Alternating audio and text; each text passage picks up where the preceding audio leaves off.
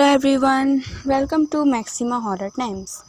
मैं अपनी एक न्यू स्टोरी के साथ आई हूँ आज, और वो है स्कूल एग्ज़ाम्स। एग्ज़ाम्स एक ऐसा वर्ड है जो मतलब एक हॉरर फिल्म से भी ज़्यादा डरावना है, और इससे हर कोई डरता है।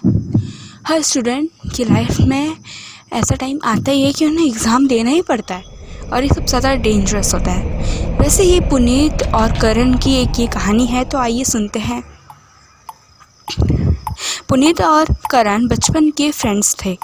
वो दोनों ने पढ़ा लिखा, नर्सरी भी किया, 10th भी किया, बोर्ड्स भी एग्ज़ाम क्लियर किए। ये सब उन्होंने एक साथ ही किया, और अब जब वो जाके 11th में आ गए हैं, पर वो दोनों बचपन से ही पढ़ाई में बहुत ज़्यादा वीक थे।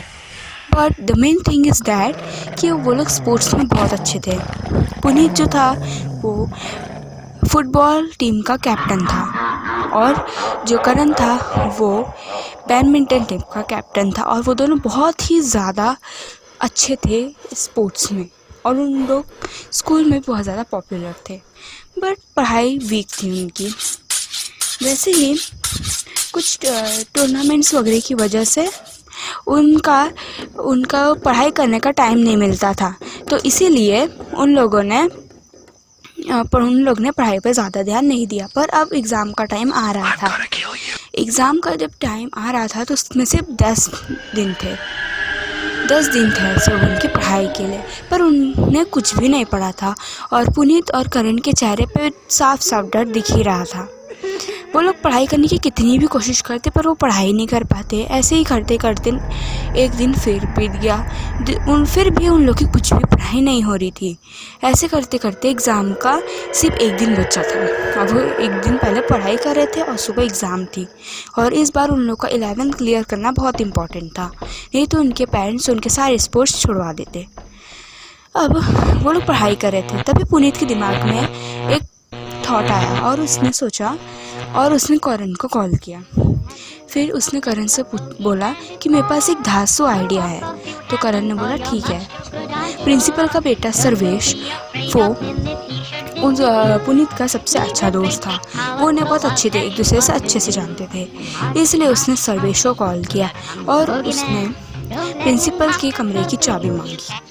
प्रिंसिपल ऑफिस की जो थी उसने मांग ली, और सर्वेश ने दोस्ती निभाते हुए अपने जो घर की जो खिड़की थी वहाँ से वे चाबी फेंक दी, और पुनीत और करण को दे दिया। अब पुनीत और करण स्कूल की तरफ गए, और वो लोग दीवार फांद के अंदर चले गए चुपचाप। वहाँ पे सेफ गार्ड था, तो गार्ड सो रहा था, तो इसलिए वो चले गए अंदर। और जब वो गए तब करण पीछे खड़ा था, और पुनीत दरवाज़ा खोलने की कोशिश कर रहा था। तभी पुनीत को ऐसा लगा कि उसकी गर्दन पे बहुत ज़ोर से हवा आई है। उसको बहुत ज़्यादा ठंडा महसूस हुआ, और उसने साइड में देखा तो वहाँ पे कॉरिडोर में कोई तो भी खड़ा था। उसने जल्दी से हड़बड़ाते हुए पुनीत को देखने कहा। जैसे ही पुनीत ने देखा, उन्होंने देखा कि वहाँ पे कोई नहीं था। पुनीत ने करण की बात को नज़रअंदाज करते हुए प्रिंसिपल का ऑफिस खोला और अंदर चला गया। वो दोनों अंदर जाके पूरी तलाशी लेने लगे कि कहाँ है पेपर सुबह का। तभी उनके साथ कुछ ऐसा हुआ जिससे उनका दिल दहल गया। जो प्रिंसिपल ऑफिस में जो कबर्ड रखा था वो एकदम से खुल गया, अपने आप खुल गया। वो दोनों इतना डर गए थे, पर फिर करण की नज़र गई एक पेपर के ऊपर जो वहाँ रखा हुआ था। उसने वो पेपर उठाया तो वो कल सुबह का एग्ज़ाम पेपर था। वो दोनों इतना ज़्यादा खुश हो गए थे कि उनके साथ जो अभी हुआ था वो दोनों भूल गए। वो दोनों क्वेश्चंस को कॉपी करने लगे। तभी प्रिंसिपल के ऑफिस पे आवाज़ आने लगी, जैसे कोई खटखटा रहा है। तो उन्हें क्या लगा कि जो सर्वेश था उसने प्रिंसिपल को सब जाके बता दिया है, और अब प्रिंसिपल उनको रंगे हाथों पकड़ने आ गई है। वो दोनों बहुत ज़्यादा डर गए थे। वो दोनों प्रिंसिपल के जो टेबल था उसके पीछे जाके छुप गए। आवाज़ अब बढ़ने ही लग गई थी, बहुत ज़ोर ज़ोर से आ रही थी, पर एकदम से बंद हो गई। फिर पुनीत थोड़ा सा उठा और उसने देखा, नज़र डाली दरवाजे के ऊपर, वहाँ कोई नहीं था। उसके बाद दोनों भी ऊपर आए, पर उन्हें देखा कि पूरा दरवाज़ा अब खुल चुका था, और पूरा का पूरा खुल गया था। वो दोनों बहुत डर गए, इसलिए वो नीचे बैठे बैठे जल्दी से उन्हें सारे क्वेश्चंस कॉपी किए और बाहर भागने की कोशिश करने लगे। पर इतना आसान नहीं होने वाला था।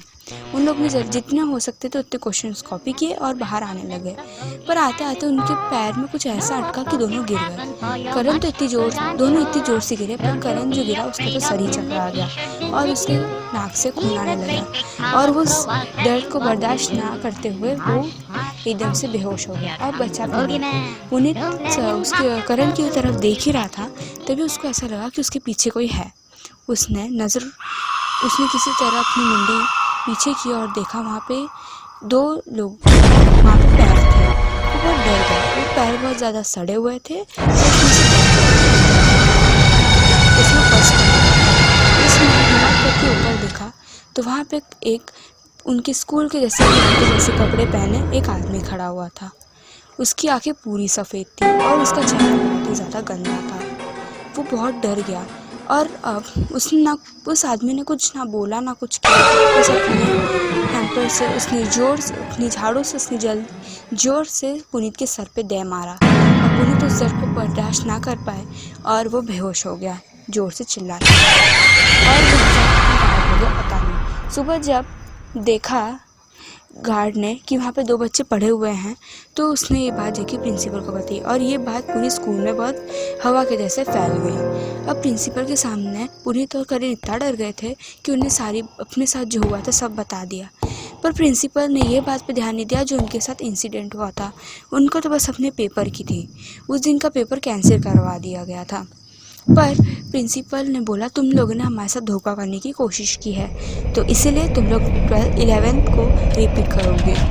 और इसकी वजह से करण और पुनीत बहुत ज़्यादा टूट गए थे। पर बाद में उन्हें कुछ समय के बाद पता चला कि वहाँ का जो पुराना सिक्योरिटी गार्ड था उन्हें उन्हें बताया कि यहाँ पर पहले एक प्यून काम करता था। वो बहुत ज़्यादा अच्छा था, पर एक दिन वो रूम में सफाई करते करते उसकी मौत हो गई थी और अब वहाँ उस क्लासरूम पे प्रिंसिपल का ऑफिस बन गया है। तो इसीलिए ऐसा सब कुछ होता है। तो उसके बाद करण और पुनीत बहुत ज़्यादा डर गए थे, इसलिए उन्हें अपने पेरेंट्स से बहुत रिक्वेस्ट करके वो स्कूल ही छोड़ दिया। तो आपको कैसी लगी स्टोरी? अगर अच्छी लगी हो तो लाइक करिएगा एंड सब्सक्राइब करिएगा। Thank you, bye.